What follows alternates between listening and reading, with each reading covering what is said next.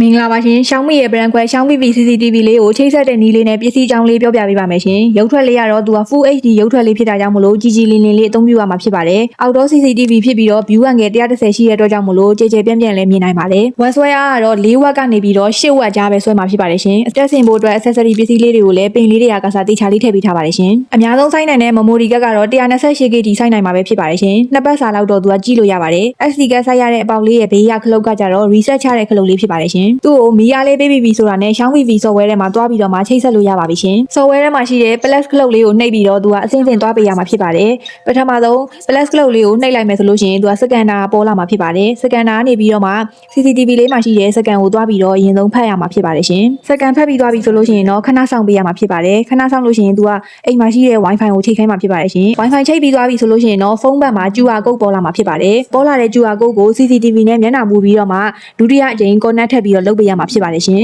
ဒီအဆင့်ပြီးသွားပြီဆိုလို့ရှိရင်တော့ CCTV နဲ့ဖုန်းနဲ့ချိတ်ဆက်သွားပြီပဲဖြစ်ပါတယ်ရှင် CCTV လေးရဲ့ဈေးနှုန်းကတော့1,48,000ကျပ်ဖြစ်ပါတယ်ရှင် SD က 128GB ကတော့8,200ကျပ်ဝန်းကျင်ရှိပါတယ်ရှင် Outdoor CCTV ဖြစ်တဲ့အတွက်ကြောင့်မလို့သူကကြည့်ရတာ view angle လေးကျဲပါတယ်ရှင်အဲ့ဒီအတွက်ကြောင့်မလို့ဆိုင်ရှေးတွေအိမ်ရှေးတွေနဲ့ရုံးတွေကိုတောင်တွေမှာအသုံးပြုလို့အဆင်ပြေပါတယ်ရှင်နောက်ထပ်ကတော့သူ့နဲ့အမျိုးအစားတူတာလေးတွေကိုထက်ချိတ်ပြီးတော့ကြည့်လို့ရပါအောင်မယ်ရှင်ပြီးလို့ရှိရင်ဖုန်းနဲ့ CCTV နဲ့ကနေပြီးတော့အပြန်လန်စကားပြောလို့ရပါအောင်မယ် Outdoor camera ဖြစ်တဲ့အတွက်ကြောင့်မလို့သူ့မှာပါတဲ့ light လေးကိုကစားလို့ရပါတယ် Auto light အနေနဲ့လည်းထားလို့ရပါမယ်ရှင် Auto light ထားမယ်ဆိုလို့ရှိရင်ညရောက်လို့ရှိရင်မှောင်တာနဲ့သူကတန်းပြီးတော့လင်းမှာဖြစ်ပါတယ်နောက်ထပ်ကတော့အလန်းပါပါမယ်ရှင် CCTV မှာကိုကြည့်နေနေမတင်ကားစရာလူတွေ့တယ်ဆိုလို့ရှိရင်အတန်အချက်ပေးနဲ့ကြဲကြဲလောင်လောင်သတိပေးလို့ရမှာဖြစ်ပါတယ်ပြီးရင်တော့ဓာတ်ပုံ record ယူလို့ရမယ် video record ယူလို့ရပါမယ် invision ချင်းနေဆိုလို့ရှိရင်အပေါ်အောက်ချင်းလို့ရပါမယ်ရှင်ဒါကတော့ CCTV